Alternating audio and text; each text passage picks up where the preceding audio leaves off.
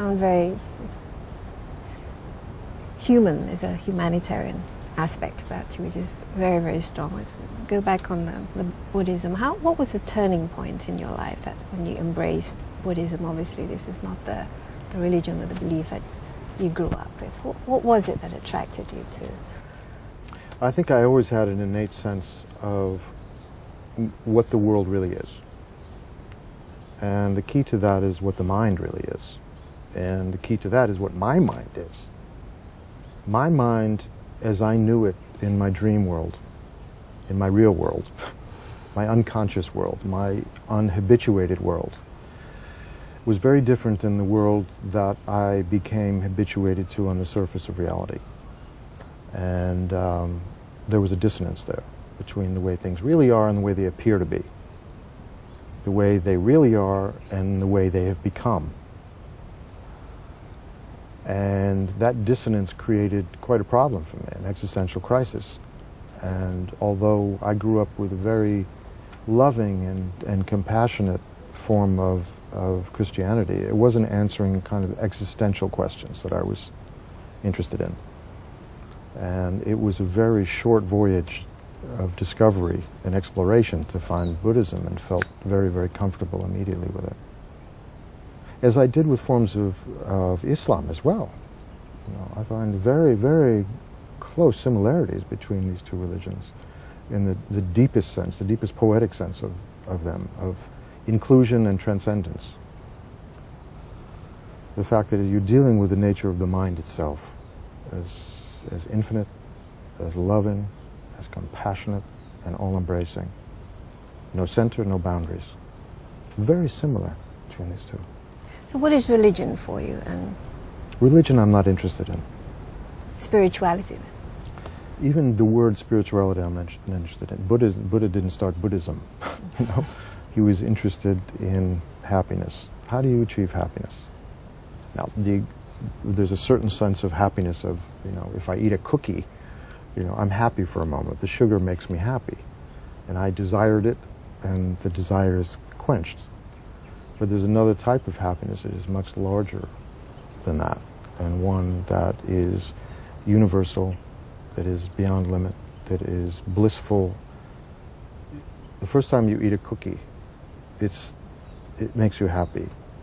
It's satisfying. The second cookie, okay. Third cookie, it's not so happy. Maybe the fifth cookie, you actually get sick. You don't want to see that cookie ever again. You never want to see chocolate again. The kind of happiness and bliss that we talk about in terms of this kind of transcendent realities and deep, real spiritualism, there's no end to it. It gets deeper and deeper and deeper and richer all the time.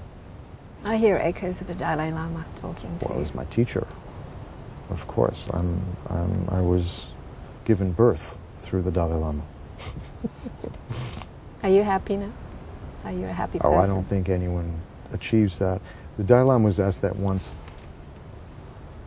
and he said, we were talking about happiness. Someone asked me that once, and I said, you know, most of the time. And someone said, well, how much of the time? And he said, about 90% of the time. And he said, that's pretty good. This is the very same question I asked the Dalai Lama during my visit to Dharamsala, India, over a year ago. Are you yourself happy? Do you feel happy? I think... I've read your books on happiness, but do you yourself... I feel quite happy. I feel I'm a kind of person who have a little, inner peace.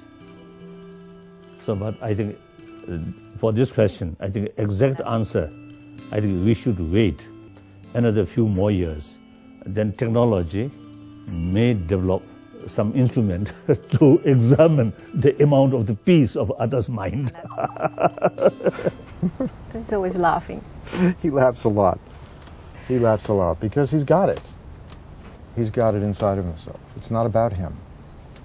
It's about you. He's here for you. He's not here for himself.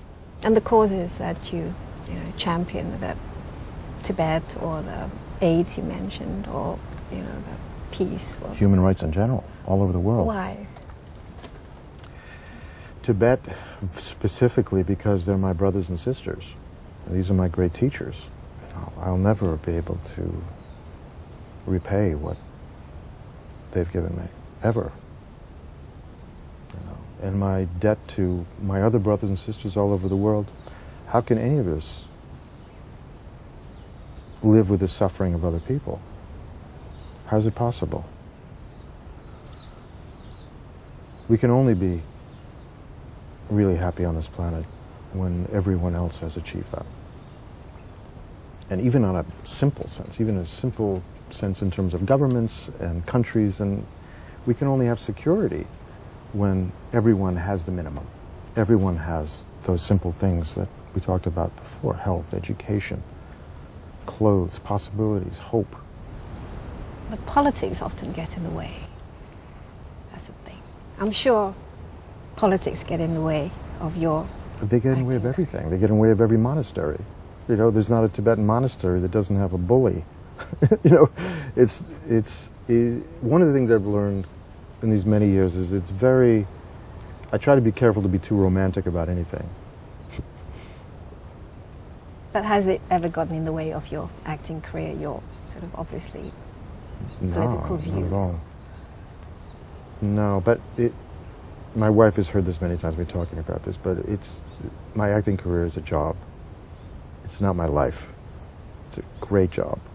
It's a wonderful job, and allows me to obviously make a great living, and my children have you know, education and possibilities way beyond what I had when I grew up, and that's great, but it's just my job. It's not my life. What is your life? My life is this, what we're talking about. How do you balance it, though? It balances with your itself. work? I don't even have to think about it. My motivation is clear. And this is something, the commitment is to His Holiness the Dalai Lama, and is to Shakyamuni Buddha, and it's to you, and it's to everyone I meet, is that my job here is to eradicate the self-cherishing thought that it's about me. Putting ego into a perspective that is realistic, and to expand to the point where there's really nothing other than love, compassion, and wisdom. That's it. But you're in the business that really, you know, puts ego out there. No, So it's just a job. It's just a job. That's all it is. And whatever we do, it's the only thing that defines if it's of value or not, if it's meaningful or not, is our own motivation. You know, everyone see, we got cameramen here. You know, we had a wonderful guy who was bringing us drinks before. It matters not one bit what the job is. It's your motivation in doing it. You know, I see the incredible, you know, the 3 days we've just spent with the two gentlemen who've been taking care of us. I see the work that it takes them to be generating genuine sense of service. Not because they have to, but no, they're feeling it from their heart. And therefore they have an effect as if they were a king, a universal monarch in every situation they're in. And it's the same with all of us.